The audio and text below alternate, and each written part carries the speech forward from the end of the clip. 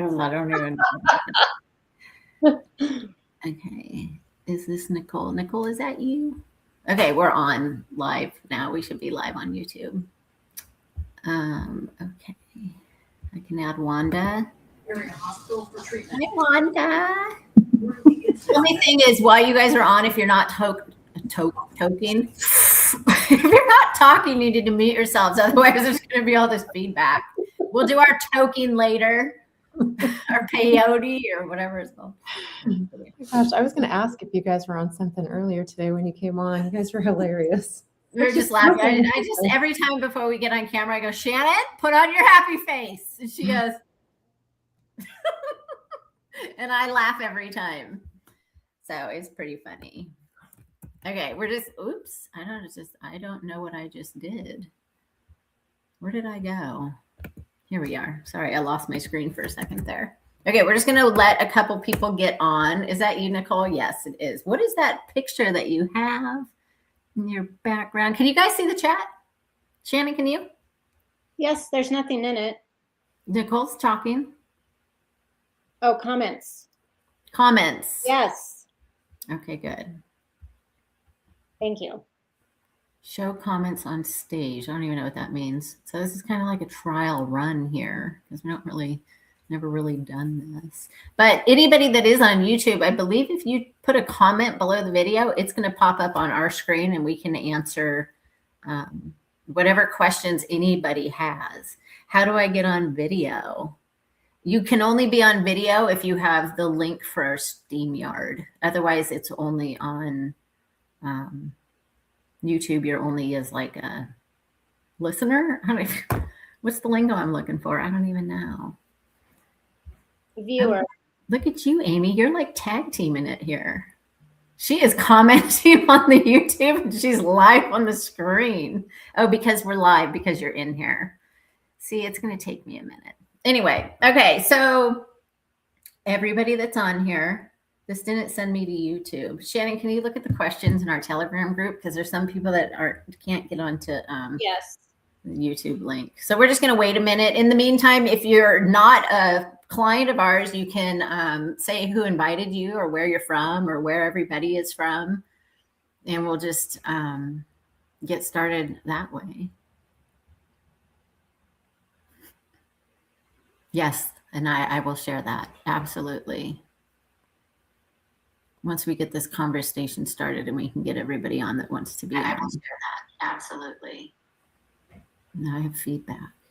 Am I on YouTube also? I'm going to close my YouTube screen. Sorry, did I just disappear? No. Okay. Hello. Preferred pools. Who's that? Is that Lanny? Is that what it's called? Oh, it's Hanna-Barbera. You guys have all these like names I've never seen. But who's that? Who's that? Hello. My sister invited me. We're from Illinois. Hi from Illinois. And it's late for you guys there. It's 3 hours later, so it's like 9 o'clock. No, 8 o'clock. Kansas City in the house. Missouri, don't confuse that with Kansas City, Kansas, because they like this. They do not like each other. Yes, Lanny, I assumed it was you. Preferred pools. Cool. Okay, so let's just go ahead and get started because it will be recorded or it's live. So obviously it's going to be on YouTube for good. So you can share the link with anybody that missed it or if you want to rewatch it or whatever. Oh yeah, it's 8:06. Okay, so we'll try to get moving here. Prescott, Dr. Jeanette, we have a friend of yours on here. Rebecca. Harmony's in bed in Chicago because it's late. She's tired. Very good. Okay, so I titled this video, which it says, I don't know if it says it on YouTube, but it says Parasites 101, Why Cleanses Fail. That is not the only thing we are going to talk about. We will touch on that. But we're going to touch on a lot of things because it's kind of like the yin to the yang. You can't have one problem without having another. It's just like accounting, which I did accounting for 20 years. You got to have one bucket for something, and there's got to be something that goes in the other bucket, and kind of with parasite cleansing and health and all the things, especially in today's world, you can't really just treat your parasites and think you're good to go. It's not going to happen, because that's when they fail and they actually come back and things get worse. So that's kind of what we'll talk about. If you have questions or you want to talk about any topics, you can put them in the chat. I have a couple people watching the chat, so if I miss it, they will poke at me until I answer it. And then we're just going to let this conversation go kind of organically. Shannon has a question. Oh, no, she doesn't have a question. I guess I should introduce myself. My name's April. I'm a yoga therapist by trade. I actually have a degree in fashion design. However, my passion is that I'm a shitologist, and I can look at people's stool and basically tell the health of their body. And I like to help people get healthy and understand things that they may not necessarily understand or get answers to from other professions. And the only reason I know this stuff is from my own experience. I was really sick from 2008 until about 2022, to the point where I did almost lose my life a couple times, and I never got any answers. And it was when I started addressing parasites and digestive health and liver health and all those things that I was able to get my life back. And doing so, people start to ask questions and they want to know what you're doing. And so now it's what I do. But I could make you a hell of a Halloween costume because I have those sewing skills. Shannon's also on the screen. She is my best asset, no pun intended. She keeps my head on straight. She helps me with everything. I would not be able to do what I do without her. And oddly enough, her illness brought her to me.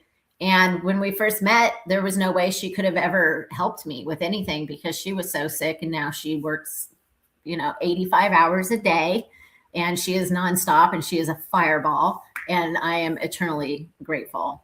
So, and then we have a few other people on the screen. We have some other coaches. Dr. Jeanette's on. She is a coach. Amy Lynn is a coach. We have Wanda, who's a client. And then a lot of you that are, just watching from YouTube that have been with us for a long time. So that's a very quick introduction because I don't want to bore anybody. But let's go ahead and dive into this. I know we already have, yes, Shannon? So somebody's saying that there's an echo and they can't hear us. And I was wondering if other people could type in the comments and let us know if everybody's hearing an echo. Echo. I don't hear anything. All I hear is myself rambling. Wanda, do you have an echo?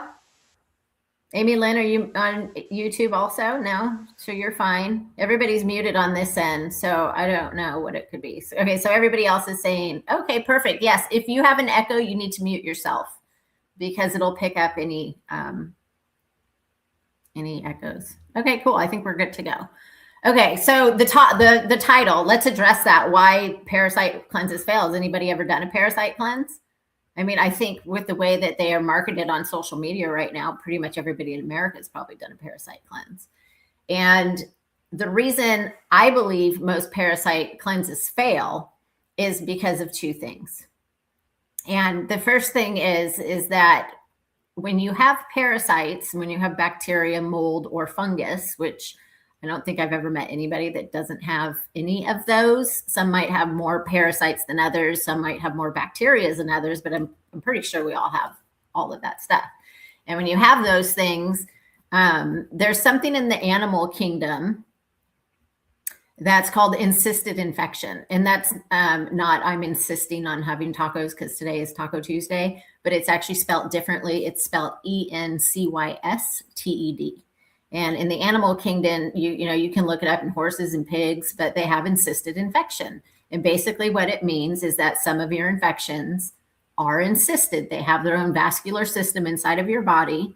And along that system, they can make microscopic cysts. And inside of those cysts is dormant infection. They hide really well. You know, fungus can live in Palm Springs in August when it's 119 degrees out because they're encysted. They're living inside of this little encapsulated thing and they're safe. It's just like you being in your house in Texas when there's a hailstorm. Your car's going to get beat up, but you're fine, right? So because you're in your little encysted thing. So when your parasites are living encysted and they're dormant in there, you could, I love analogies and I'll probably say 100 of them tonight, but think about a beehive. There's a lot of bees out in the garden. Well, there's a lot of parasites or bacteria or molds or funguses cruising around your digestive tract or maybe up in your breast or your brain or wherever they are in your body. But then you also have about 80% more that are encysted and hiding. Okay. And if you go to your garden and you kill all the bees, which don't do that, that's awful to even say that. But if you did, well, the bees would come out of the nest to see what's going on because half of their, you know, their workers are now not with us anymore. So the same thing happens with the parasite cleanse. You go around and you kill all the active parasites in your digestive tract on a quick, I don't even know how long some of these protocols last anymore, 3-month protocol, and you kill all those active infections. Well, eventually a biochemical signal gets sent to the encysted. And if you just killed 1 million, you just woke up 10 million. So all of a sudden your symptoms come back and they actually get worse. And we can see this even, you know, I'm not going to say every cancer, I shouldn't even make, you know, medical claims, which I guess this is my disclaimer. None of what I say is anything to do with medical. This is just my experience, my research and my studies, and everybody else on this screen as well can give you that same from their own experience. So this is just education. Okay. But anyway, there are some diagnoses that can be from parasites or bacteria or molds or fungus. And I mean, I've even seen people that have, you know, diagnosis from forever chemicals. So, you know, they can be inside of a tumor, right? And if you go and somebody says gets, you know, 6 months of treatment and then they stop, well, if you're not treating the encysted infections, you haven't killed all of whatever's living inside. And if you stop and the biochemical signal gets sent and you just killed however many, well, times 10 is what's going to come out.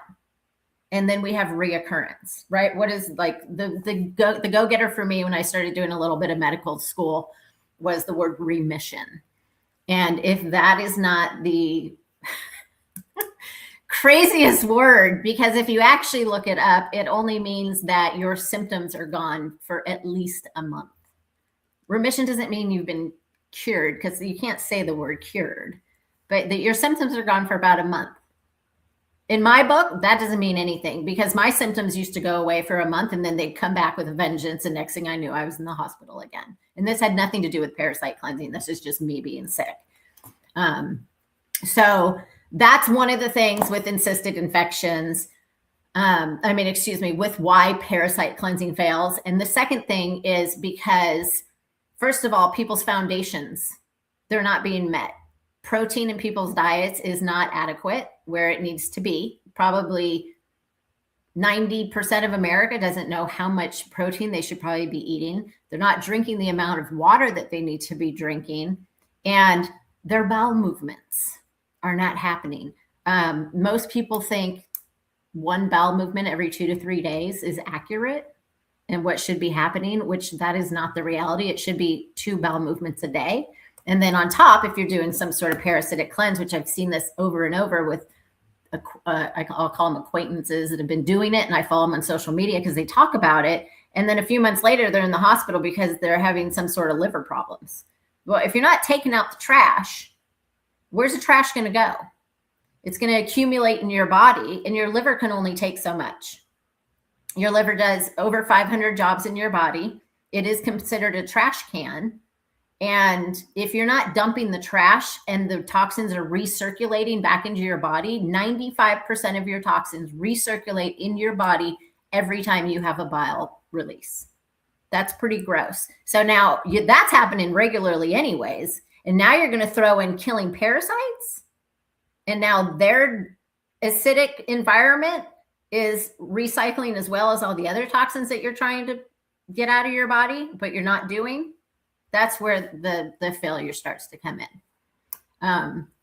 So Shannon, do you have anything else to add about why cleanses fail? Because you probably did a few before we came together. I think that's a really big one, and I don't think that taking a binder helps with it all. I think you need to do coffee enemas. Coffee enemas. Mm-hmm. Exactly. So coffee enemas is something all of us on the screen do every single day. They get a pretty bad rap. In fact, who was telling me yesterday that they talked to somebody and they're like, oh, that's going to harm you. That's going to kill you. Shannon told me this. And I'm like, it's ridiculous. And I've heard it before. I've had clients, go to doctors and say, oh, I'm doing coffee enemas. Like, oh, it's so bad for you. You're going to die. Well, I've been doing them every day since 2022 and I'm not dead yet. And in fact, I'm healthy and I feel really good and I'm very clear-minded. And in my opinion, they saved my life. So also the things that you see when you do them are mind-blowing. And to think that I had now to date, if I were to still count 2 years into this protocol, I had passed 400 feet of worms out of my body. And now it's been almost 5 years. So statistically, I should be at about 600 worms out of my body. So to imagine that would still be living in me. I mean, I was probably 90% infection and only 10% human at that point, So can you get addicted to coffee enemas? That's a good question. I don't know that I would say that you can get addicted to the coffee enema. I think you can get addicted to the way you feel after doing them. So the motivation is not the coffee enema. The motivation is how well you feel after you do them. And I don't think that's any different than going to the gym or going to some sort of working out or, whatever makes you feel good and is self-care. I don't know that it's bad to be addicted to something like that. So if it is addiction, I'm addicted. But you know what? I was an alcoholic for a long time and I have no problem saying that. And I'd rather be addicted to coffee enemas than to alcohol. So maybe you can get addicted to them. Can the hot coffee damage the lining of your insides? If you're putting hot coffee up your butt and it's burning your ass, you need to go back to kindergarten and learn a few basics about life, right? Like the first time you touch a hot stove, you go back and touch it again. No, the coffee is actually body temperature. If you put cold water up there, it can be very damaging to the nervous system. Just in a mental state, in my opinion, because I've done it. But warm coffee is not going to damage anything on your insides because it's about the same temperature as your body anyways. And over time, no, because you're not putting hot coffee up your butt. Don't put hot coffee up your butt. Nobody do that. It's silly. This is your best thermometer. If this finger can go in and it's like, oh, that's nice and warm, then your butt can handle it. So no. Look at her with all these questions. There must be two of you on here because you have two different profiles. Where's the question? Sorry, I just lost my place. Do they harm any of the good bacteria in your gut? Coffee enemas. Actually, I'm going to let Shannon answer this because Shannon was a colonic therapist for about 15 years. And she has a lot of experience with colons. Shannon, you want to answer that one? Well, I've probably done more colonics than anybody else I know. And I'm over 2 years plus doing coffee enemas every day. And I'm healthier than I have been. And there was a study, I'm pretty sure it was in Japan. I used to have it in my clinic. They took, I don't know, it was a small study, like 8 people, and they followed them. And this is with colonics. They followed them because that's a myth with colonics as well. And nobody got worse. Everybody improved. And it did not harm their gut bacteria at all. And a colonics would honestly be a better test for that because you can control the stream of that. So you can make it go a little faster. Whereas with coffee enemas, I mean, if it's on full blast, it's not going faster than the faucet. But the coffee's not going into your small intestine either. And your bacteria, your good bacteria and things should be happening before that. So it's a myth. It does not destroy your good bacteria. Here's a good one. My friend's cardiologist said it's not healthy to do coffee enemas. There's the medical manual is called the Merck manual. I actually have a couple of them over there on my shelf. I have one from 1972 and I have one from 1974. And the one from 1972, coffee enemas are in that medical manual. And in 1974, they took it out to save room. However, that book is much bigger. Coffee enemas have been around longer than before the 1800s. I was telling Shannon yesterday, kings and queens would have their staff do them before they started work because they worked better. They were more clear-minded. They also didn't have to stop to go to the bathroom, but they were more efficient with their work because you think more clear. So they've been around forever. They used to be done in hospitals. They're not harmful. They actually keep you healthy because what is it doing, right? It's increasing your ability to use your natural glutathione 700%, up to 700% more than you do on your own. You can't supplement a glutathione the way you can utilize your own to that efficacy. As it does that, right, it's circulating through your blood. You're going around and trolling around looking for toxins, grabbing onto them. The liver's going to have a bile release. The coffee binds it and pulls 100% of those toxins out of your body. Normally, when you have a bile release, which I was saying this earlier, it usually happens. My dog needs to be muted.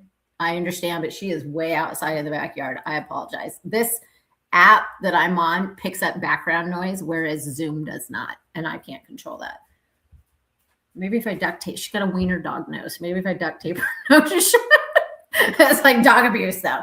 But anyway, back to the bile release. So anybody that wakes up between 1 a.m. and 3 a.m., your liver is trying to communicate with you that it needs support. That there's something called the traditional Chinese medicine organ clock, and all of your organs work at a peak time throughout the day. From 1 a.m. to 3 a.m. is your liver, and then it shifts over into the small intestine. So if you're waking up during that time, your liver is crying for support. After that time is when you have bile release.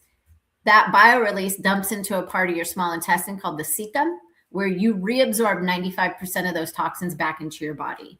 So if somebody's dealing with, heavy metal toxicity, or, did like a medical thing and they have a heavy metal, or, whatever, or even food poisoning, and your body's creating that, all of that's recirculating back into your body, and your liver's trying to process it out every single time.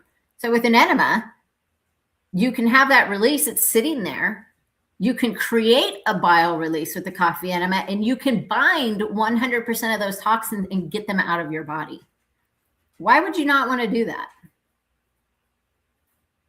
I mean, I don't understand why. Back in the day, in my opinion, enemas were no different than brushing your teeth every day.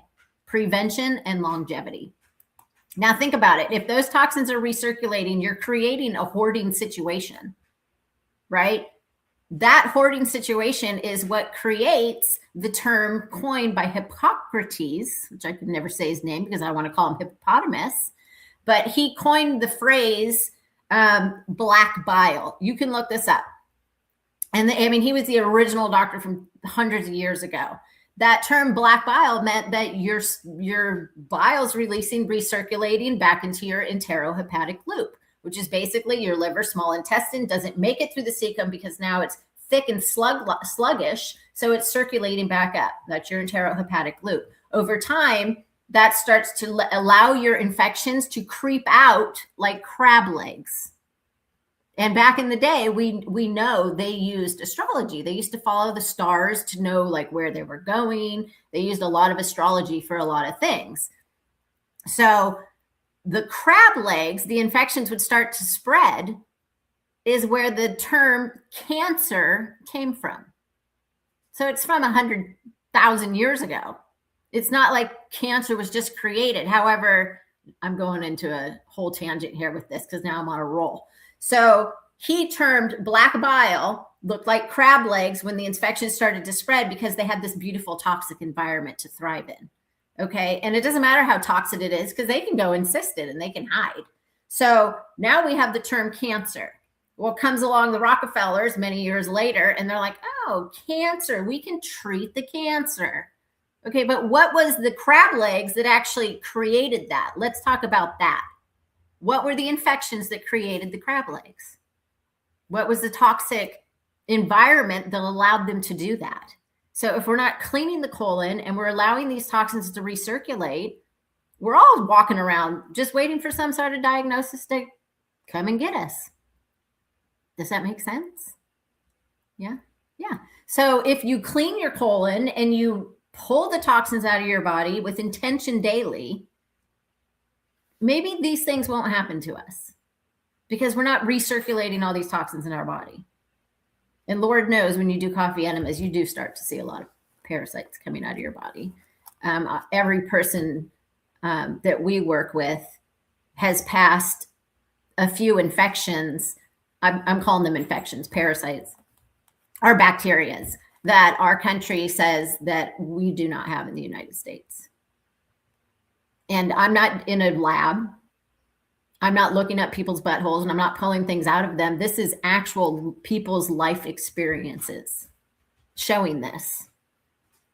So it's not, who says, she says. It's these people can tell you themselves, oh yeah, these things are coming out of my body. And the smell when you get started, holy Toledo, the stuff that comes out of your body is mind blowing. Okay, let me go back into this chitty chat. Okay, there's the dog muted. Dog's barking. It's my dog.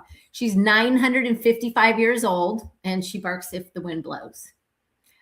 You do not get caffeinated from a coffee enema. So in order for you to get the caffeine from coffee, it must go through your stomach. When you put it in rectally, you do not get the stimulation from the caffeine. However, a coffee enema does dilate your vascular system. So people will actually get some energy, but it's not from the caffeine. And as you do them, your body learns to adjust to that. And you can actually do one and it makes you very relaxed and helps you go to bed, honestly. So it can be a little, and you can adjust the coffee. So you can do a lower amount in the beginning to help your body adjust, but it goes away for everybody. But it can give you a little stimulation. How do people feel after their first enema? Anybody want to answer that? Mine was so long ago, I couldn't even tell you. I was horrified by the smell of what was coming out of me. I'll tell you that. So that's how I felt, horrified. But anybody on screen, Amy, you want to say? Yes, I was terrified. For those of you who are like, I don't know if I could do this. I was terrified. It took me 2 days of thinking and processing how I'm going to do this and like literally planning it out in my head and seeing myself doing it. And then once I did it, I said, that's it. So I felt it's hard to describe more than just like kind of the best way to put it is like a release of stuff that has just like this overfeel. I think I remember writing in the chat to the group, I felt a sense of joy that I hadn't ever experienced before, but in a really weird kind of way. I actually was asking if other people felt that way because you feel clean from the inside and not because you've eliminated feces. It's because you feel like something has just been taken out of you that shouldn't be there. So it's really great experience. Nothing to be afraid of. Nothing to be afraid of. That's the thing. The expectations people have about coffee enemas is mind blowing. I love asking to get like, well, what do you think is going to happen? They're like, I'm going to shit my pants all day. I'm like, well, no, you're not. That's not going to happen at all. But as I was saying, the motivation is not the coffee enema. It's how you feel afterwards. The motivation of brushing your teeth is not brushing your teeth. I mean, some people are gagging every day. That's not fun, but you have a fresh mouth when you're finished. That's the motivation of brushing your teeth. And it's the same with the enema. I mean, we have people that'll do an enema and instantly their headaches will go away. Or we had a lady do it and she's like 80% of the pain in my body went away. In fact, let's get this fact out of the way. Dr. Max Gerson from the Gerson therapy was he was a surgeon. He went to school at MIT and he was in a medic tent in the war and they ran out of morphine and he's got these dudes missing arms and legs. And he was also an applied chemist and he knew what was in coffee. And he started doing coffee enemas on the soldiers because they couldn't get the morphine. Those soldiers healed faster and had less pain than they did with morphine. And he's the one that we really owe thanks to for, bringing the mail back to us with coffee enemas, because we wouldn't have the knowledge of, that information, and probably wouldn't have come back to America. So, okay. What is the correlation between, coffee enemas and cancer, especially for someone who's actively treating cancer? So people that are going through cancer treatments, they give you a lot of drugs, a lot of synthetic drugs, right? I mean, we know, we'll talk about drugs later. But with any medication, like if I went to the doctor and got, I don't know, a Z-Pack or, I don't know, some sort of pharmaceutical drug, they would give me a dose. And if somebody 30 times my size went and got that medicine, they would give that person a dose, because we're different sizes, right? And every medicine that you get, especially for cancer treatments, has something called the LD50, which means the lethal dose that 50% or more of a population will die if given that dose. You have to know that if you're getting a dose of medicine that high and it's killing things inside of your body, I mean, people don't go through cancer treatment and feel fantastic. I've never really seen that, other than people that are doing coffee enemas. Because again, if you're killing, you probably want to take out what you're killing. I mean, it just makes sense to clean the body and to support the liver. So somebody that's actively going through it and doing these treatments, you have to know they're killing, whether they call it cancer or Batman or Cookie Monster, they're killing something. And if it's dying, don't you want to get that out of your body? And the best way to do that, in my opinion and experience, is with a coffee enema. So that's where the correlation is for, there's the dog again. See, she likes to bark when the wind blows. Hey, April, there was a question that we missed. Oh. Do these coffee enemas have a positive effect on Alzheimer's prevention? I've never specifically had anybody who has Alzheimer's only do coffee enemas. However, it depends. How are we going to answer this one? On what's going on in people's bodies. There's different reasons, in my opinion, on why people get dementia or vascular dementia or Alzheimer's, or why people have brain fog.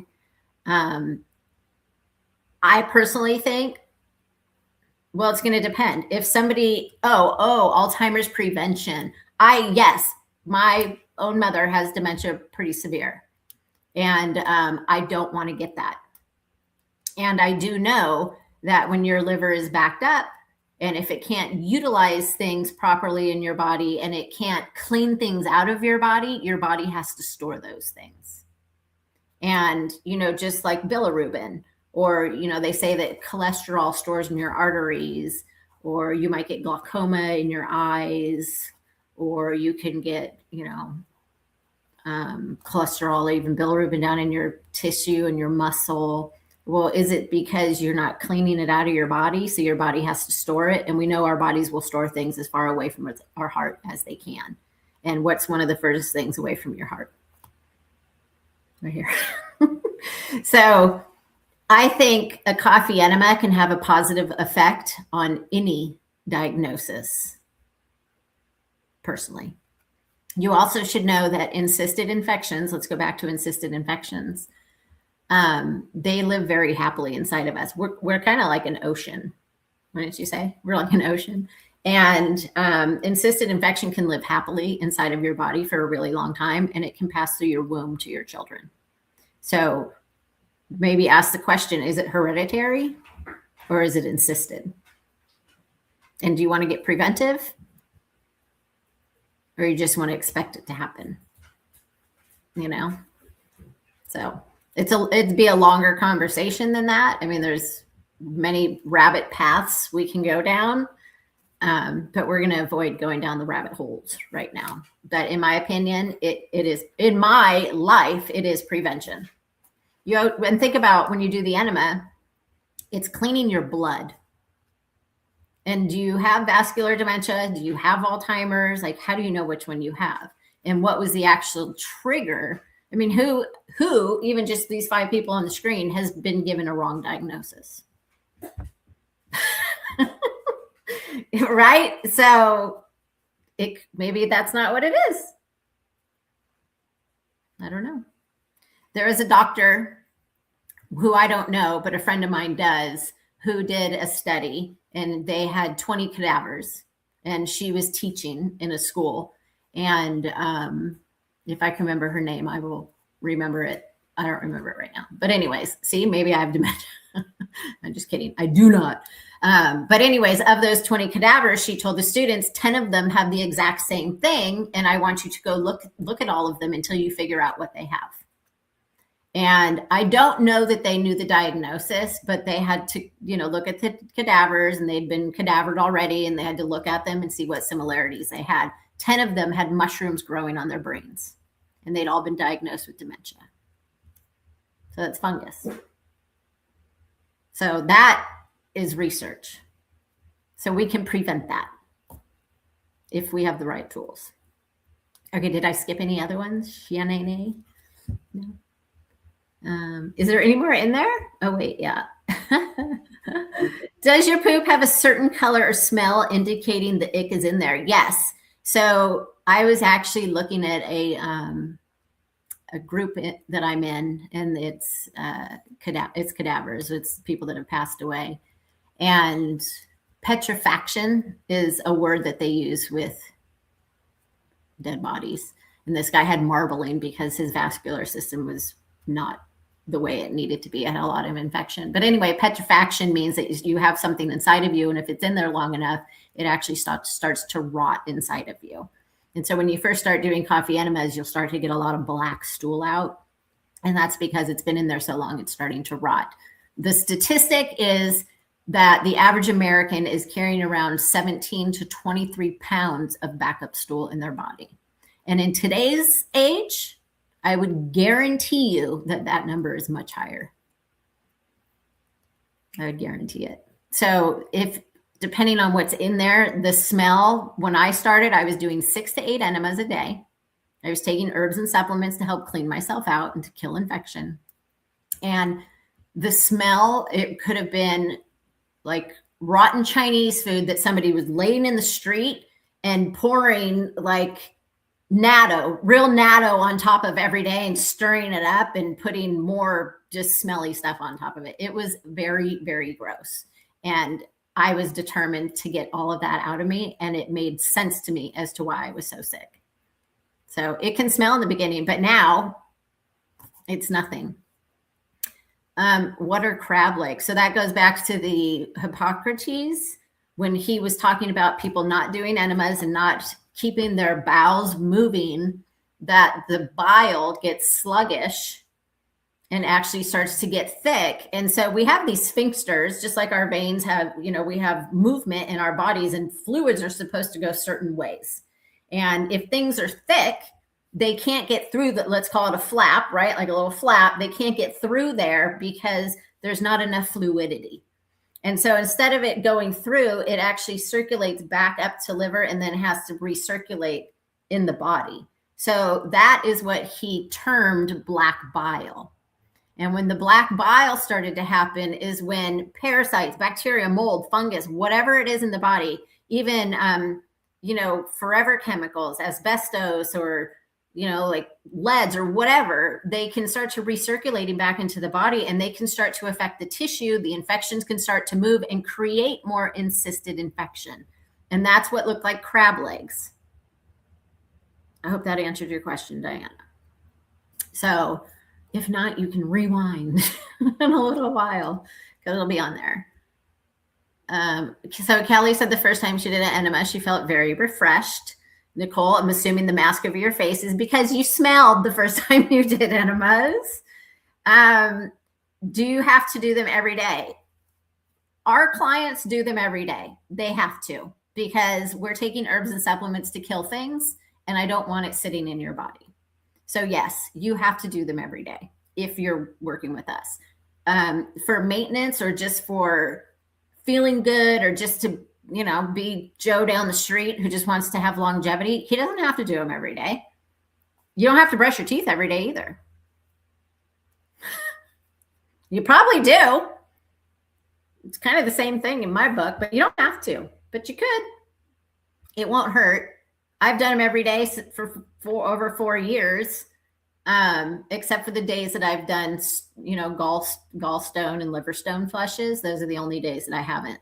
So maybe that's 32 days out of the last over 4 years. So that would be your choice to do it or not. I had pains for years. I thought it was ovarian cysts, but they went away instantly. She's one of our clients talking in the chats. Yeah, that's good. That's good results right there. Is there an age limit to this? Would you recommend this to those below the age of 18? I would recommend to their mother or father that they must do it first before they even think about doing it to their child. If somebody came to me that was the age of 17 and, was like, I'm sick and I have problems, I would absolutely recommend it to them. We do have clients that are under the age of 14 that do coffee enemas. And we've had somebody at the age of 6, I think 5 or 6, that saw his parents doing it and was like, I want to try. I want to do it too. And so they did it. He did it. So anybody can do it.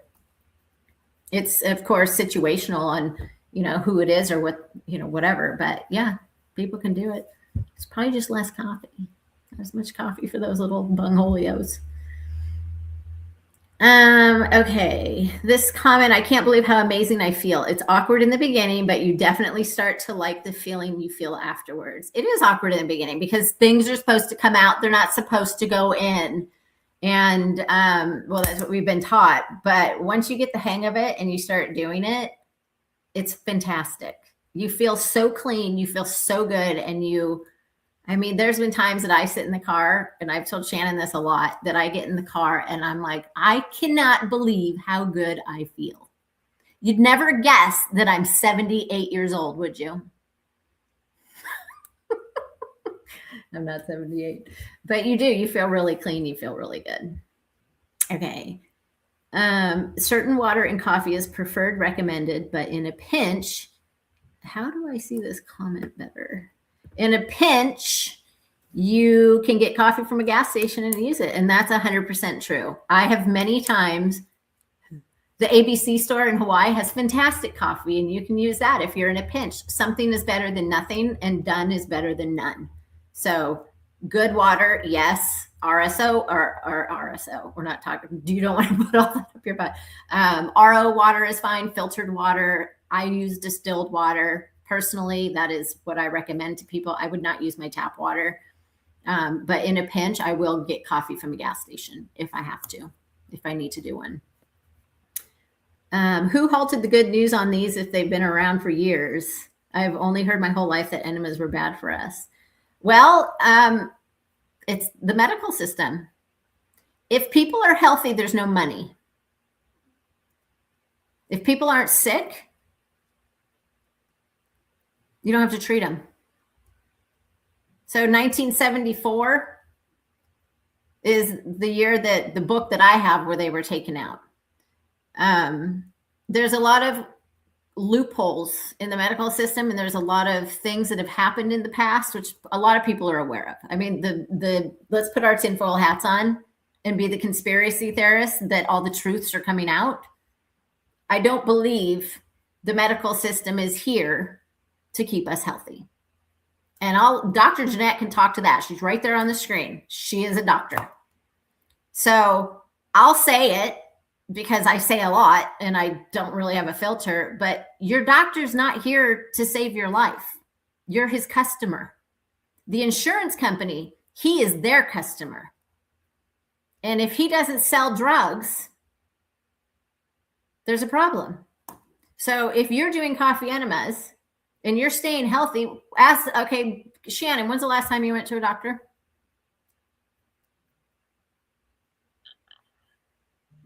Well, I went to one when I first moved here at the end of 2023, and then I fired her.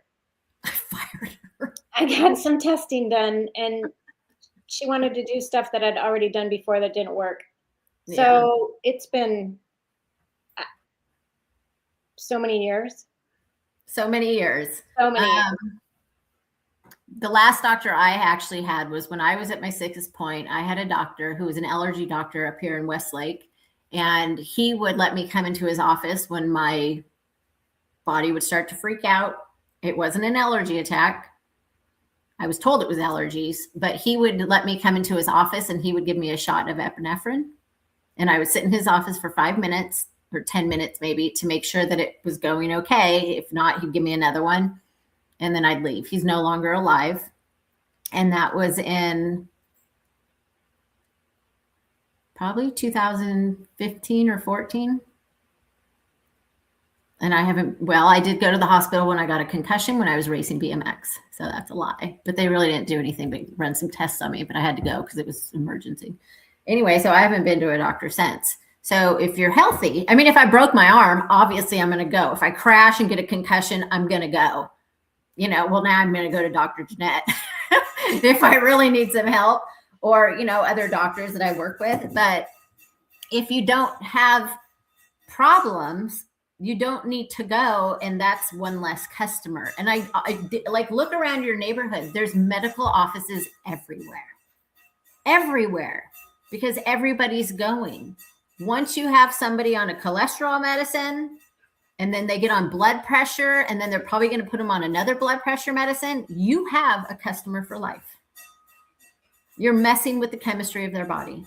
You're guaranteed to have a customer for life.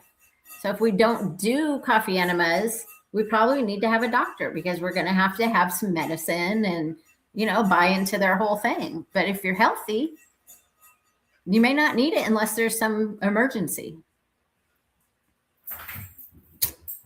Oh shoot, I'm missing all these questions in the chat, y'all. Sorry. Okay, any suggestion for elder folks who feel it is too hard to do an enema? Well, it depends on their situation. If it's because they can't get down on the ground, we have a solution for that. There's lots of solutions. I've done enemas on people that can't walk or talk, so I know there's ways to do it.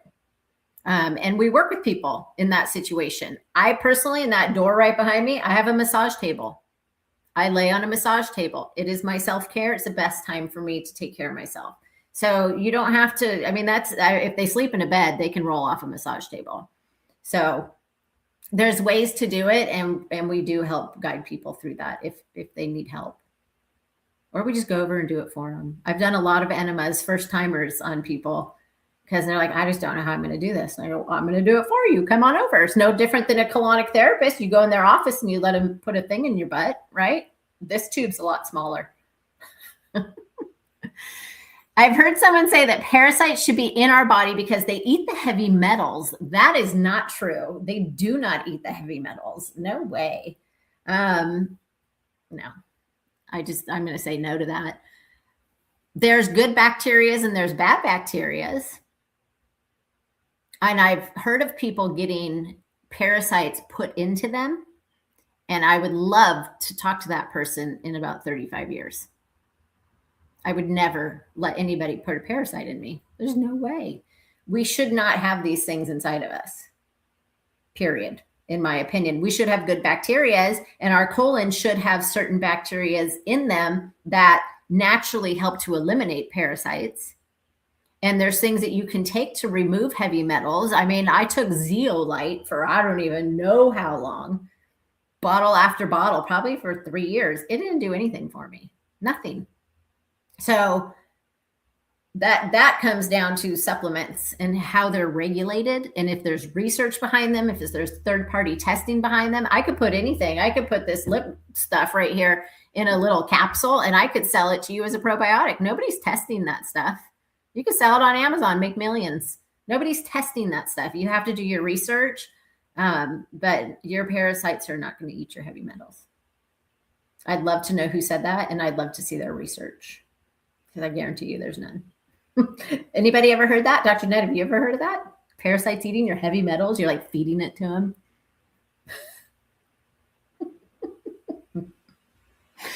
Me neither. You can do an enema more than once a day. Of course you can. Depending on how much nasty stuff is coming out of you, you can do many.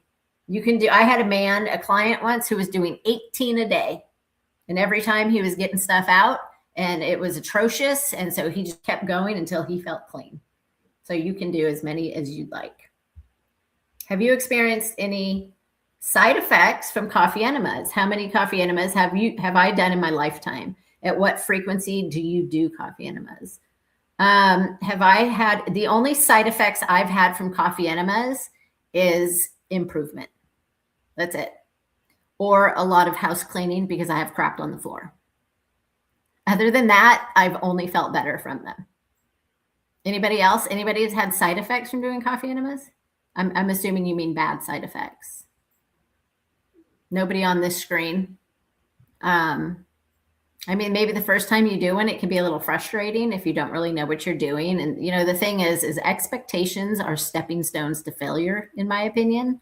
And if you expect it to go a certain way, it probably is going to go that way. But if you set intention and talk to your God and your guides and your people and say, this is going to go great, and I'm going to clean my body out, and I'm going to feel wonderful, it'll probably go that way. So I've never really had any side effects from coffee enemas. In the beginning, like I said, you can feel an increase of your blood moving throughout your body, which might give you some energy. When that would happen to me, I'd go walk it or, you know, do some movement to match it. There were times where I felt maybe a little lethargic and I drank carrot juice and it made me feel fantastic. If you're dehydrated, I mean, we support the foundations, right? You want minerals, you want water, you got to make sure you're taking care of yourself, and a coffee enema should not be a problem. There was a time I was dehydrated and I did a coffee enema and nothing came out. My body was like, finally some fluid. Wrong end, but it kept it, you know, and that to me is communication. I need to drink water. So other than that, I've not had any bad side effects. How many have I done in my lifetime? So I started in 2022 and I don't know the exact date. I thought I did, but I looked at my camera and I had pictures from way before I thought I started. And I've stopped to do stone flushes. And when you do a stone flush, you have to take 4 days. Well, I take 3 days off. So Wednesday, Thursday, Friday, I do the flush and I'm back Saturday. And I've probably done 9 of those. So 9 times 3, 27 days in the last 5 years, maybe. I've done them every day. So that's how many I've done.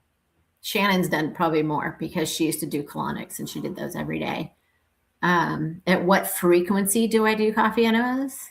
So right now I'm doing 2 in the morning and 2 at night. I'm personally doing 4 a day right now because I'm moving some things out of my body and my body needs a little support right now. But normally it's maybe 1 or 2 a day for me.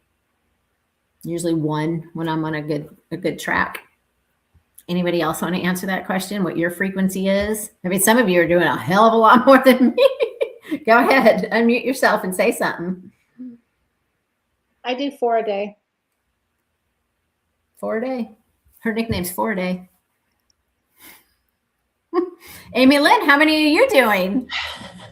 It depends on the day. If I'm a teacher, so on the days that I teach, I only have time to do 2 or 3, maybe.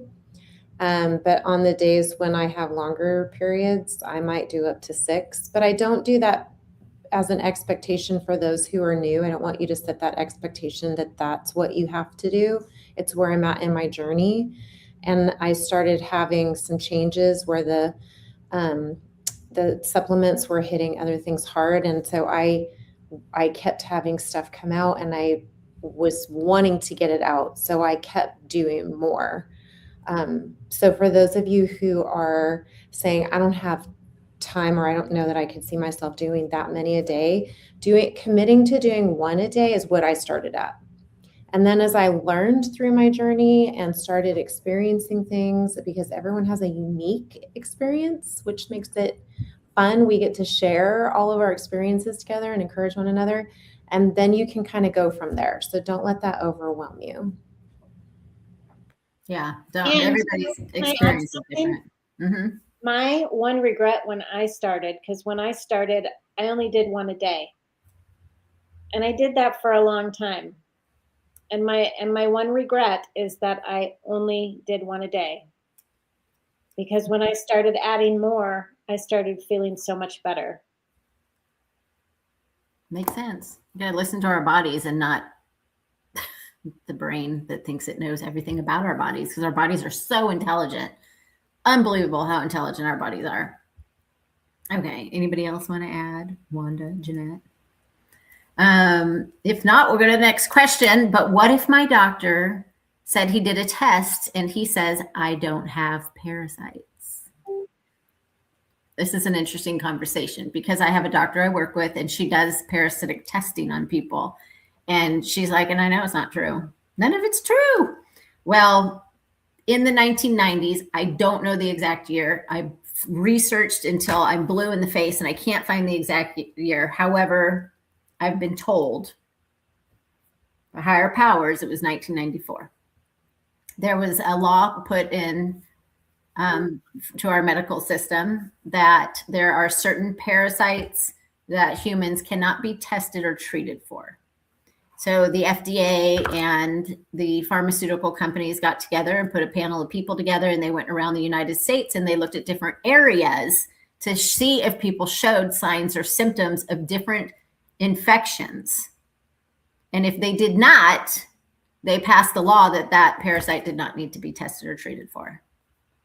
So there's a lot of infections, which I've personally had conversation with different doctors over the past years, and I've taught them about different infections. There's an infection called Lawsonia intercellularis. That is a test that they say humans do not have. It's a bacteria infection that lives in your small intestines. And to date, I've never had a client not have it. That is the thing that I personally passed 600 feet of, probably more now. They say it doesn't exist. Most doctors have never heard of it. They don't know what it is. That is what almost took my life. I can guarantee it. And I can guarantee you that had I not met Amy Lynn, it'd probably take her life as well. So that's something you cannot be tested for. Liver flukes. Liver flukes, you can look them up online. You can see the life cycle of them living in cows and all these different animals. There's different types of flukes, stomach flukes, intestinal flukes, I already said stomach flukes. They have different appearances, but I've to date never have had a client not have one of those either. And there was literally just a doctor on Instagram claiming how it's a rare disease in the United States and it's a waste of our time and we don't need to be treated for it because it doesn't exist. Well, I have pictures, thousands, we probably have like 50,000 photos. And we have a client who we were just talking to tonight who passes them live every single day. And she's not the first one. So you have to take matters in your own hands. That's just the end of it. Because when you see these things come out, you're like, how is that even in there? What is happening? Like a liver fluke's not going to be of service in your body. Neither is Lawsonia intercellularis. Roundworms can give you anemia. These things can harm you, and they're in our bodies at rates that they should not be in our bodies. I mean, the lifespan of a roundworm, a female roundworm, it could be 4 feet long. She can live inside of your body for 4 years. Fine. You know, our bodies are toxic. Our waters are contaminated. Our food, I don't know if our food has nutrition. Like you can't get through your day without supplementing something for nutrition, in my opinion. The foods are getting watered with the water that's contaminated. So now we have double contamination on the food, the air, the chemtrails. Here's the hat. Let's get them on. We're going to make some. But anyway, you can't avoid these things. And we are more toxic than we should be. So these things can thrive in us longer because they have the ability now. And it shouldn't be like this. It just shouldn't be like this. And then we have these infections that you can't be tested or treated for. So it's a setup for failure. It's pretty awful. Like, I understood your question. Thank you, Nicole. You said you felt horrified after your first coffee enema. Does it typically take about a day to recover? I was horrified because of the smell of the stuff that was coming out of my body. So I continued to do enemas. I probably did 6 the first day that I started doing them. I mean, the stuff that's coming out of you smells worse than the dumpster behind Denny's down the street. It shouldn't smell like that. Gross. So that's what I was horrified at. And the ability to get that out, it was like, oh, it's game on. So that's why I felt, and no, it didn't take me a day to recover because the next day I was doing it again. I took on coffee enemas like it was my new job.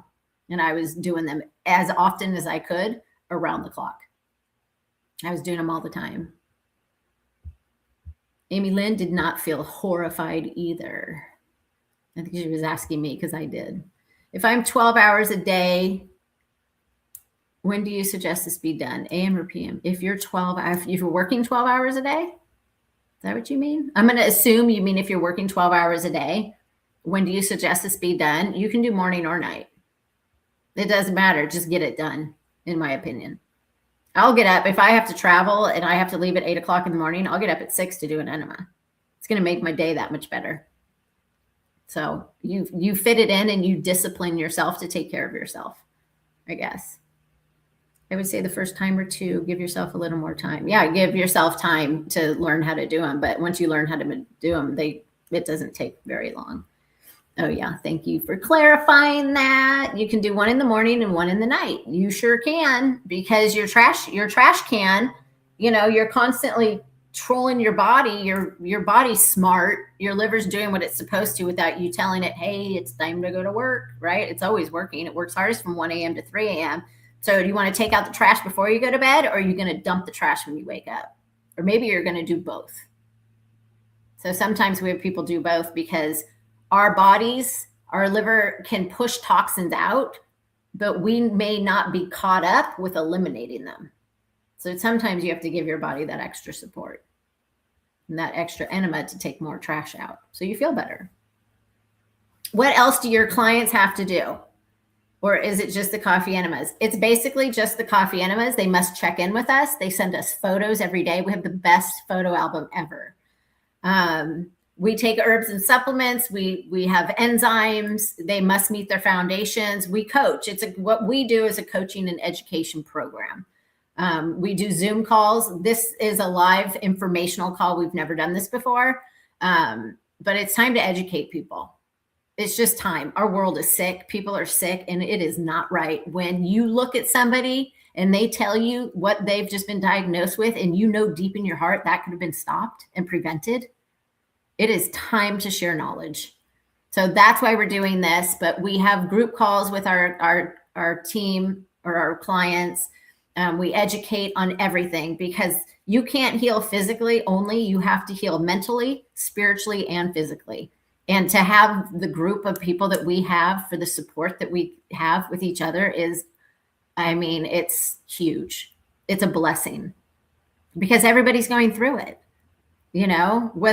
Whether you've been told you have this or whatever, I was told I had cervical cancer in 2021. Did I do anything? That was that would have been the last doctor I ever saw, which was my gynae, because you're supposed to go get the pap smears. That was the last time, because I knew if she was like, oh, you're going to have chemo, you're going to have radiation, there was no way I was going to do it. So that's what put me into natural medicine school. That and my mom's diagnosis of vascular dementia. So whatever diagnosis you've been given or you have not been given, we have people that probably have the same thing. And we support each other. It's the best group ever. So coffee enemas, herbs and supplements, and building foundations and educating you is basically what is entailed. Does not having a gallbladder disqualify one from doing coffee enemas? It actually, in my opinion, so when you have your gallbladder removed because you have gallstones, your gallbladder is a storage unit. If you have gallstones, your gallbladder is storing them for you. They have to go somewhere. If they're not going to your gallbladder, they're going to go to your artery, they're going to go to your brain, or they're going to get stored in your muscle or tissue. So the second they take your gallbladder away, your gallbladder goes and squirts out bile when it's time at a certain point of digestion. Well, when you take the gallbladder away, now you just have a constant drip of bile that's nonstop, constantly dripping. So you can do coffee enemas and you can actually do a stone flush as well without a gallbladder. And it's actually encouraged, because where are you storing it now? Where can I find more out? She can't talk anymore. Where can I find out more about your program? What does it consist of? So we can, and it could be in there already in the chat, but we'll have, when this video is up and after this live, we'll have a bunch of links down in the description, and you can book a call with us and we can share more information and exactly what it consists of with you. We could probably put it in now. Shannon, you could probably put it in. No? I actually already sent it to Nicole because I can't type in the chat. Oh, okay. So Nicole will put it in. We can give you a link to book a call with us. Okay. Oh, it's you, Amy Lynn. Do you keep changing your name? Just getting started is the first step. Once you try it, you can decide what fits around your schedule. I use the time to have my quiet time prayer. It's the best self-care in the world to do a coffee enema. You really make it your own time. I try to make mine special for myself, and you know, there's nothing better, which sounds crazy, but don't knock it till you try it and build your own routine. It's pretty cool. Is there a benefit to using the special high caffeine enema coffee? The benefit of using a coffee period is that it's tested for mold, in my opinion, and it's tested for other things. High caffeine, no. I don't think ours is considered high caffeine. We use the coffee that supplies Gerson with their coffee. It has a lot of testing for heavy metals and molds and things like that, which is why it's the one we use. It's actually a light roast. So those are the things that you really want to, and so with our program, we supply everybody with what they need. So if you do this every day, what do you eat in a day? Well, what do you eat in a day? I am 114 pounds. I have 94 grams of protein a day. So however I get that in is how I'm going to get it in. But I have personally a protein shake in the morning. I drink raw milks. I make my protein shakes with raw milks. For lunch, I'll have, whatever anybody else eats. I personally am on a more, I'm not going to say, I don't like the word diet because I think diets are crazy, but I do eat more keto-ish than anything else. I try to avoid bread. If I have bread, it's sourdough bread. Meats, vegetables, dairy, all the things that I was deprived of for about 15 years, I eat now. So you eat, we teach you how to build your foundations, what to eat, what not to eat, sprouted foods only, grains, nuts, seeds and beans should be sprouted. If they're not, you don't want to eat them. So that's another part of our education that we share. Every time you go over a comment, it knocks it out. Do you have a website so I can research your program? I do not. We have a website, and you can look at the first page of that website. However, there's not a lot of information on that website, and we can get on the phone and explain why.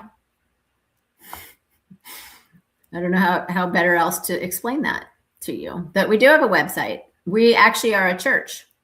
And we have a church website. So we do have a website. Are there different coffees that work better than others? Yes, there are some that are less acidic, which can be easier to hold. As long as the coffee is organic and there's some caffeine in it, it will work. I have clients that live in places where they can't even, like a lot of people use Trader Joe's coffee, because it's in their budget. Our coffee that we sell is inexpensive. We work like a co-op. So we buy bulk so that we can pass the savings on to our clients.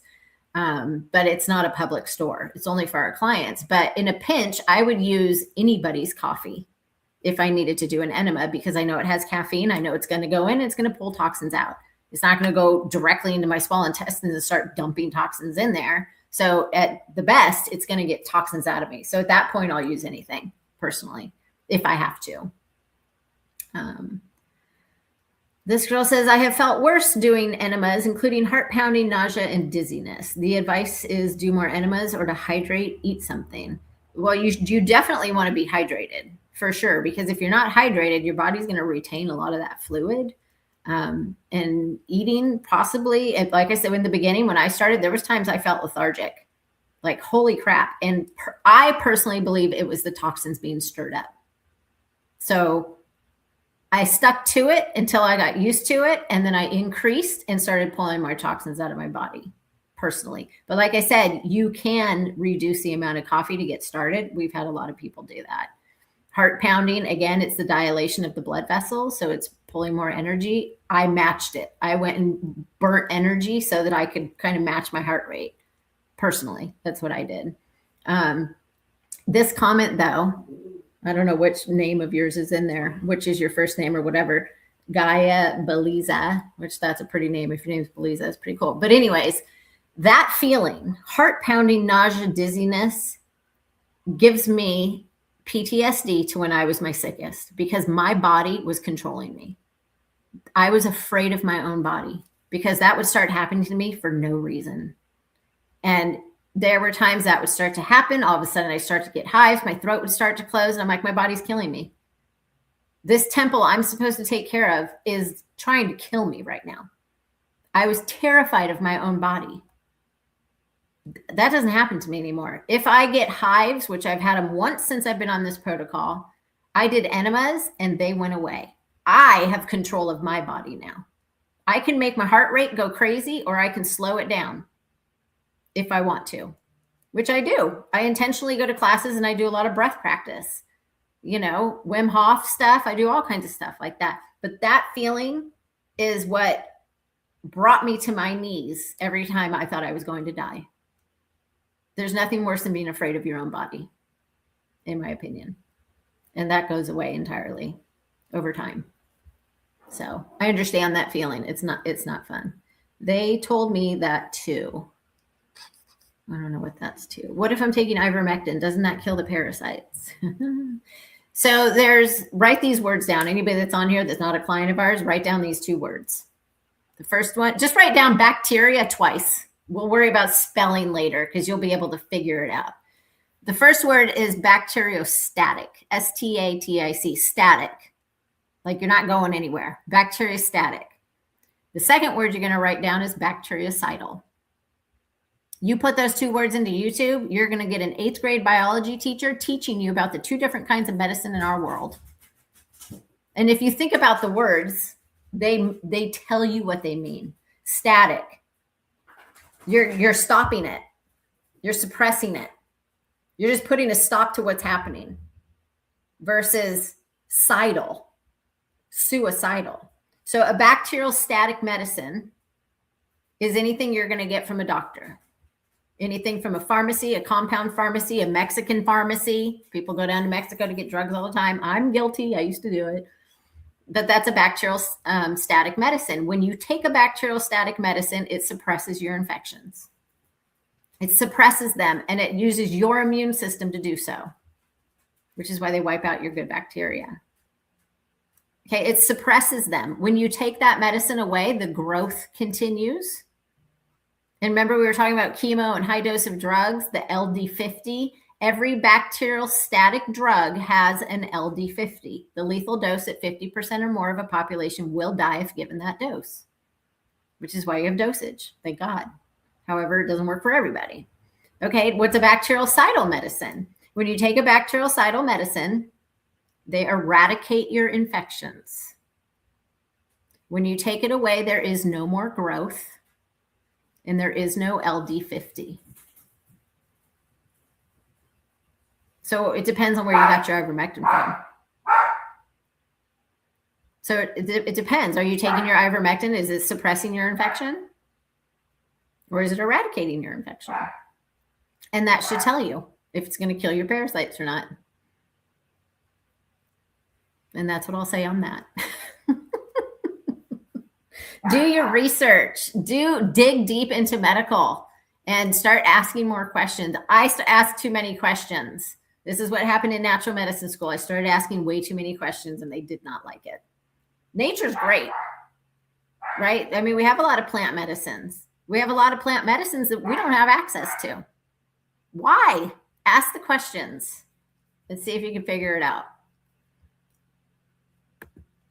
Okay. I have had chronic diarrhea for the last month. What are the symptoms that coffee enemas treat or solve? Coffee enemas do not treat anything. There's herbs and supplements that do. And the question is, what infection do you have that's caused that diarrhea? We are in springtime right now and kind of in the middle of spring, I guess, March, April. Yeah. Spring is huge for Giardia. Huge. Different parts of the world. Do you have Giardia? You have H. pylori? What do you have going on? It just depends on what you have. You could have a bacteria in your small intestine. They like to diagnose SIBO all the time. So it would be a one-on-one conversation as to what is going on and what herbs and supplements would be suggested to you to stop the diarrhea while we kill the infections with different supplements and herbs. We clean your body with coffee enemas. So it's going to be situational for everybody. Is there a benefit to avoiding meat? I'm a pescatarian for 5+ years and you love seafood. Seafood, sushi, is a fantastic source of parasites. Eat it up and be sure you're being preventive. Meat, I eat red meat probably every single day. If you know anything about animals and ranching, and if you've ever been to a slaughterhouse, I've been to a slaughterhouse. If your animals that you're trying to sell to go to market have parasites in them, you do not get paid. Your cattle, your chicken, they get the best medicine in the world. You don't go to slaughter. It doesn't matter what's inside of you. But seafoods, I mean, the shrimp are the bottom feeders. You couldn't pay me to eat a shrimp. Just because, I mean, I have prevention. I'm fine. I'm not worried about the parasites. I think they're disgusting. I also work with shrimp farmers in Vietnam, and I know what goes on. I want to eat shrimp. Not for me, thank you. But you have at it. Have at it, kids. At first, if you don't succeed, you try again. That is 100% correct. Okay, benefit from using special coffee. I think I already answered that one. Do I give instructions for how to do it? The recipe? We give instructions for everything. We don't expect anybody to go out searching for things on their own. When I went to fashion design school, they gave me instructions on how to make patterns. They did not expect me to go figure that out on my own. That's why we are a health and coaching and educational program, because we want you to learn. Like the knowledge I learned from somebody. It's not mine to keep. I'm encouraging other people to learn it. Shannon's learned it. Now we're having other people learn it because we need to help people. So we coach you through everything, and we want you to learn and take notes and notes. Shannon probably has 58 notebooks of wild things I've said. Hopefully all the funny stuff she wrote down, because I like to say funny things. But anyway, so yes, we give you instruction for everything. What are the foundations that you build? Foundations is what every American should be building anyways. Foundations are, you should have protein. Depending on your weight, we tell you how much protein you should have, and then we suggest and give ideas on how to meet your protein intake. Water, how much water are you drinking? You should be drinking half your body weight in ounces every single day. What kind of water are you drinking? I drink distilled. I put minerals into my water. Everybody should be taking minerals for foundations, depending on their age, where they are with, women with their menstruation, if they're in menopause, depending on what's going on, what minerals are you taking? What nutrients are you getting? Where are you lacking? We go through all kinds of things like that. Those 3 things right there alone are 3 of the biggest foundations. Are you taking enzymes? Everybody should take enzymes. So things like that. Is there ever a point when you stop the enemas? What about the fact that it is not inherently natural? Is there ever going to be a point when you stop brushing your teeth? Prevention. I brush my teeth every day for prevention, to clean my mouth and to make sure things don't get stuck in between my teeth and my in between my teeth and in my gums and things like that. It is prevention. And in my opinion, knowing what I know about coffee enemas down the road when I'm not doing my own protocol that I'm guiding people through, there might be a day or two where I don't do an enema. But if I wake up with brain fog, or if I just feel foggy, or if I have a headache, a coffee enema will be the first thing I go to, personally. So I don't know that I'll ever stop, but I could if I wanted to. I just haven't yet. I haven't stopped the protocol. I did a stone flesh on Friday. Today's Tuesday. By Saturday, I had passed. So from Friday night, stone flesh, finished it Saturday. Saturday at 11 o'clock in the morning, I started doing my enemas from the flush, my intestines flushing out and passing all these stones. And by Sunday night, I had passed 6 feet of worms. I won't stop doing enemas as long as I'm seeing that. No way. I could if I wanted to, but I'm not going to. Down the road, maybe. How much do we charge to have a call? It is $25. It used to be free, but people started blowing us out and our time is precious. So it's $25, which I don't think is a big deal personally. What is a stone flesh? A stone flesh is to help move gallstones and liver stones, and in some cases, pancreatic stones out of your organs to clean them so that your body works more efficiently.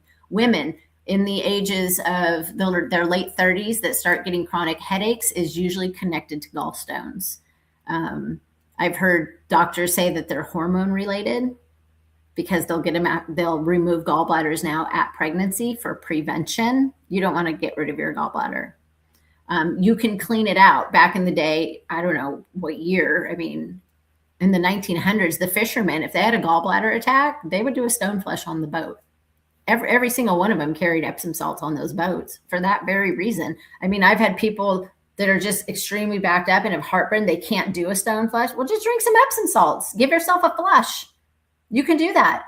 You know, they do it in other cultures. It's nothing, like, we didn't create this stuff. This is lost medicine that should be brought back to help people.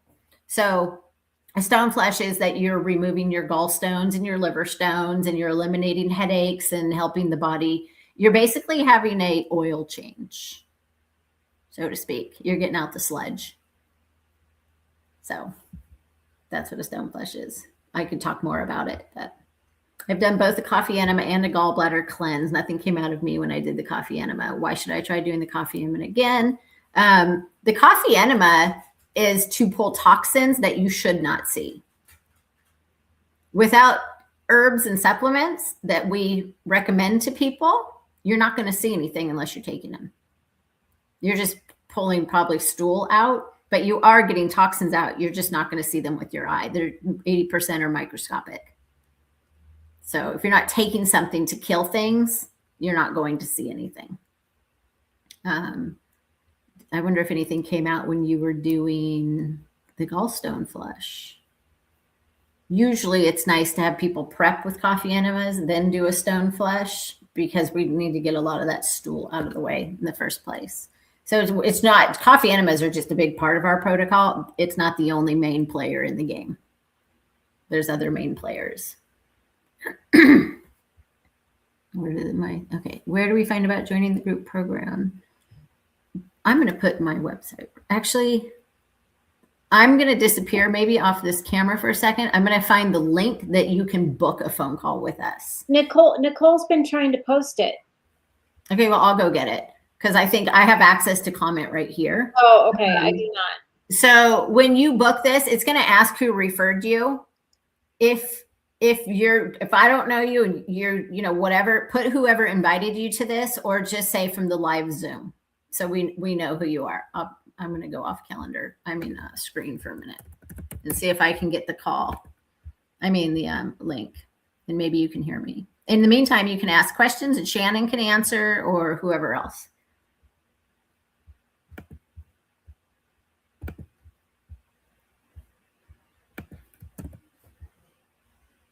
There it is. It just popped up in the chat. Thank you.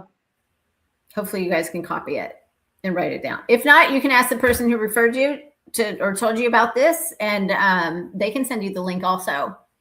And then when you click that, it will also tell you to fill out a form, just so we have some more information about you. and what's going on with you and things like that. Oh, Jeanette, where are you? She's not here. Let's get her back up here. Hi, you disappeared. Okay. It is pretty cheap to do a phone call. When I did the cleanse, a lot came out of me. Oh, good. That's awesome. It's kind of a bummer. Like sometimes I have parasite envy, especially with the live ones. I want to catch one so bad and put it. I have 2 jars of parasites and I want to add it, but I really want to keep it alive on my desk, like a little fish, and feed it. I don't know what to feed it, but anyways. But that's good that you see things, because when you don't, it can be discouraging. But again, you're not going to see a lot of the things that come out of you. But when you do, it makes it all worth it. I'll tell you that right now. But you got to be taking things to not see it.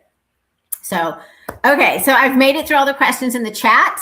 If there's anything that I missed, you can drop it in now. I was trying to drop the link in. I don't know. Maybe I can only do it because I started the call. I'm not really sure. We'll figure this out. This is all new to us.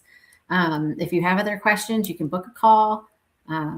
Is there anything I missed? Anybody that's on the screen? Or does anybody want to say anything? Like your experience with it? Jeanette, do you want to talk? You haven't said anything yet. You want to speak, or you just want to look pretty on the camera? Oh, we can't hear you. And you're not muted. Can you hear her, Shannon? No. No, she's been having problems with that. Do you know sign language? Yeah, I do. I know the alphabet. What does that spell? I only know one thing. Well, not that sign language. Oh. Okay, well, we'll have to talk next time. Wanda, do you want to say anything? I can't hear you either. Your voice is not on.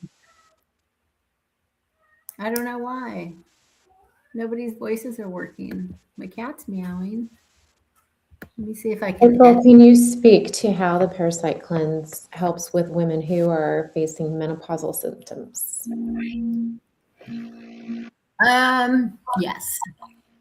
Now I have to mute. Who's unmuted? Somebody's echoing. Mute Shannon. Let me mute myself. Okay. Jeanette's muted. Okay, so my health took a turn after my second child within a week. And my doctor told me I had postpartum and that I was a stressed out new mom because when he was born, they're 18 months apart. So I did a baby at home when I had this new baby. So his conclusion was that I was stressed out because I had a baby at home and I had this new baby and that I needed to relax. And so he wanted me to take Ativan and drink beer was his solution. He literally was like, your prescription is to take 2 Ativan and drink some beer so you can relax at night. And I was like, well, that's not what I'm looking for. So anyway, your parasites can play with your hormones. Your parasites can pull dopamine. When you're pregnant, you are loaded with hormones. Your parasites can feed off your hormones. The second you have a baby, your hormones crash. The second you go into menopause, your hormones crash and they get pretty pissed off. They can pull dopamine from you instantly. And if you don't have dopamine, what are you going to do? You're going to look for a solution really quick. And that solution probably is going to feed them. Most of the supplements we put in our bodies feed your parasitic infections. Like NAD's a really big thing people are doing for energy. And when you do it in an IV, it's actually proven that it can fuel your infections faster than you can get it. And then you crash 2 to 2.5 weeks later. So they are very intelligent. The book, Your Brain on Parasites, everybody should read that book because whatever those parasites are doing to those fish or animals in that book, they can do the same thing to you. And it can throw you. I was fine. I grew up in the 70s. We had peanut butter and jelly every day and on Wonder Bread, of course. And we had macaroni and cheese with hamburger patties every single meal. Like that was dinner. And all of a sudden I had a baby and I was allergic to dairy, peanuts, soy, pineapples, mushrooms. I couldn't have gluten, which is another thing we can talk about later. I couldn't smell red wine. If it was on a table or something, I would get hives instantly. I'd end up in the hospital. And it was because my hormones crashed. I had the baby. My hormones are gone. The baby's out. I don't need him anymore. My parasites didn't like that. My Lawsonia intercellularis, my bacterial infection, did not like that. Plus the other parasites I carried around. So they get pissed off. Your parasites can release an antigen, which makes your body release a histamine, and all of a sudden you have a symptom. That's what happened to me. And I see it over and over and over again. Over and over and over again. And with menopause, you don't need to make babies anymore. So your body stops making hormones. But then you also have parasites that can actually create substances in your body that mimic hormones in your body. So they can pull them, they can delete them, they can basically control you. You've ever seen the Disney movie? I don't know if it's Disney. Inside Out, those little people that are in the person's head. I'm like, those are your parasites controlling your body. Literally. You'll look at that movie in a whole different way. So they can manipulate you. If a fish has Toxoplasma gondii, or if the Toxoplasma gondii has control of a fish, it will make the fish swim at the surface of the water underneath the bird so it can get into the bird. It can control that fish. And it can do the same thing to humans. It will make a rat crave the smell of cat's urine. And the rat will actually go to where the cat is, and the cat will kill the mouse or rat or whatever it is. So they manipulate us more than we know. So it's pretty wild when you start to go down the paths, the rabbit paths. And then we just dive bomb right into the rabbit holes and start to look things up. It's pretty interesting. So, kitty. I'm trying to book a call with the link. It's not working. Can I schedule it with you on Monday, May 4th at 12 p.m.? Will you email me? At info@thepuru.com. And it's not poor you, it is Puru, because I used to be a yoga therapist and I taught a lot of yoga, and people would say, oh, you're my guru. Well, now I'm the Puru because I only look at poo. So you can email us there if you can't get in with the link, and we can get back to you that way also. You're welcome. Okay. We've been on for an hour and a half. Is it time to end this, or does anybody else have questions? One thing, I just tried that link and it did work for me. Okay. Maybe just try it when you're not on this call and it might work better. Try a computer or a phone or something other than what you tried on, but it should work. We use it every day. Okay. Anybody, Amy, Shannon, anybody else, if we can hear you, do you have anything to say? That's your favorite movie? Inside Out? It is a good movie. Our future is Wall-E if we don't change things. You guys seen that movie? That's scary. Let's see, does this work now? It's working. Oh, Welcome to the platform. It's Dr. Jeanette, y'all. Yeah. Now you can tell us whatever you want. oh, okay. First, I want to say thank you to April. So I've been a functional medicine practitioner for 22 years now, and I have never run across a program or protocol like this. And when someone was asking about the enemas, I was in shock at what came out of me. It was tons of Lawsonia, which, I was like, what is this? And a big pile of roundworms. And I just stared at it for about 5 minutes because I was stunned. I just couldn't believe what was coming out. And it comes out pretty much every day was Lawsonia, and that was what was causing all of my digestive problems. So I am truly blessed and grateful to be part of this program and with all of you and all of our clients. That, yeah, the stories are great. We get to share so much stuff. It's truly the right path. It is. And honestly, the community, I mean, just the people, I mean, there's I have a lot of family members that are in the medical system, and our world is divided right now, you know? And I know there's a lot of doctors out there that have really good intentions, and I teach them a lot of things. And I have doctors that send me patients, and, you know, because they can't help them. And to have this community of people, we all think the same, we've all seen the same, and you can't deny that. And to have the support from each other is pretty mind blowing. From my experience of doing this and creating this whole community has been a gift from God to be able to do this. You know, it's just really humbling and cool. And I'm so grateful to have all these people now joining, because at first it was like, how, when you feel like you're one person against everything, you know, you're like, what am I doing? What the hell am I doing?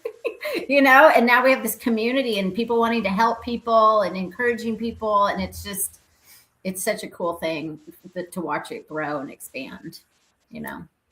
So I'm grateful for everybody on here as well. It's really cool. Evelyn, you waving? Yeah, I want to share something from a point of view of someone who has been on so many supplements over the last 25 years of searching. I had Lyme disease undiagnosed, and when I finally did have the diagnoses, I went through I went through the antibiotic treatment, and that was killing me faster than the disease itself. So then I found a homeopathic doctor who, you know, definitely saved my life then. And I was taking 87 supplemental pills a day. So I've been through a long journey, and I would say one of the benefits is getting rid of all of the pills and supplements that weren't really necessary. And then, or maybe they were kind of more, I wouldn't say they weren't necessary. They helped me get through, but they weren't fixing the problem. And as a result, the amount of money that you can save from that is really important. And that also, looking at the whole thing, I mean, I found out that I was not digesting my food, and that means I was not digesting my supplements. And so I literally was paying for things that were just going straight through me. And because I wasn't doing this type of protocol, I had no idea. So I would encourage people to give it a try and start and see kind of like the peels of an onion. Allow that onion to slowly peel by peel. It's not something that you're just gonna fix, you know, immediately in 1 month. It's a journey, and the things that I've learned have been life-saving and also helpful in that I don't have to keep doing the same thing and be on the same treadmill that I've been on for a really long time. So hope that's helpful to someone. You know, I will say watching your journey is like rewatching mine.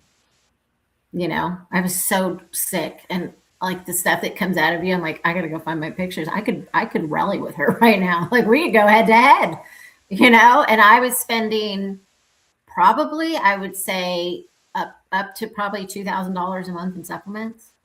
And I started this and I stopped everything. Now I take a really good collagen, you know, and people are like, well, I take a good collagen. I'm like, yeah, does yours have the ability to stop the enzymes that actually break down the collagen? Because mine does. Like I'm stopping aging as fast as I can. And it's proof. You know what I mean? So I take things like that, and I take targeted nutritional supplementation where I need to get my nutrition. But all the things that I was doing, I mean, I had a kombucha company because I was making kombucha. I had a bone broth company because I started making bone broth because I lived on it for 9 months straight.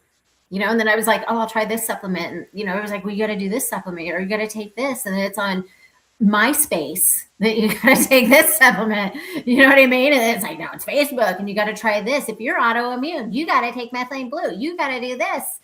You know, and I was like, oh my gosh, I was working to survive and to take my supplements that were not working for me, you know? And then I just was like, you know, I'm not doing anything. So I stopped everything and then slowly started to add back as I knew that I needed it. And, you know, as I age and get older and my hormones change. So things change, but I'm not spending the amount of money. And then there's Shannon, who was taking everything under the sun. You want to say it or you want me to say it? You say it. I talk to say it because I spend about the same amount of money on supplements every month, and I really believe I was paying to poison myself. That doctor that I went to that I fired, I had a total toxin test, and I got it back, and I had a healthy lifestyle, and it was awful. And one of the things that was really, really bad was glyphosate, and I couldn't figure out how I was getting exposed to it. I ate organic. I got my meat from a farmer. And when I started this protocol, I stopped all those supplements. Thank you, God. And a year and a half later, I retook the test because I had a measurement right before I started the protocol, and the glyphosate was gone. So the protocol helped get that out of my body, but my exposure, I thought about it, and actually Dr. Jeanette was over and we were talking about it. The only thing I changed was I stopped all those expensive supplements. That's wild. Yeah. Well, that goes just to the whole point. The supplements, who's regulating them? They're regulated by cosmetic licensing.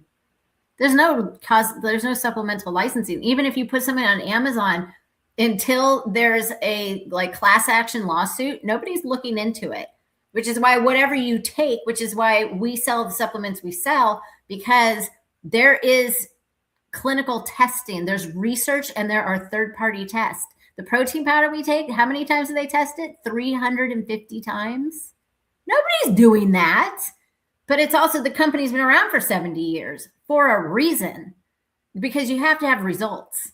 So you have to be so mindful at what you're taking. If you're taking, I should say this, if you're taking a pharmaceutical drug or a supplement, especially pharmaceutical drugs, look up the mechanism of action, look up the side effects, and look up any class action lawsuits. And then you decide if you want to take it. Your supplements, there's a lot of supplements. I'm not going to start saying names on here because I probably can't. Clients go, I take it. My doctor told me to. And I go, that stuff is crap. You can't put that in your body. It doesn't even do anything. It's all fillers. Now you have to detox it, so you really have to be aware and do your research, because marketing is a scam. 100% a scam. I mean, I had practitioner accounts. I was getting really good brands of supplements. It wasn't like I was getting them at Costco. Right. And it didn't matter. But if they are sold through a doctor, we assume they're going to be good. I want to know if anybody has a doctor that's a chemist. Does anybody know one? Dr. Jeanette, do you know a doctor that's also a chemist? No.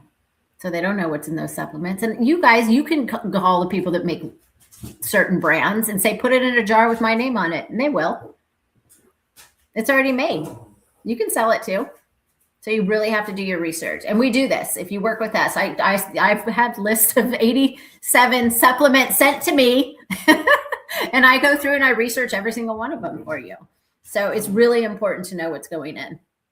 It's really important. So be mindful. That's all I'll say. Okay, should we wrap it up, y'all? Have a good night. Thanks for joining. Thanks for being on, ladies. I appreciate you. Grateful. See y'all soon. Thank you. Thank you. Good night. That was fun.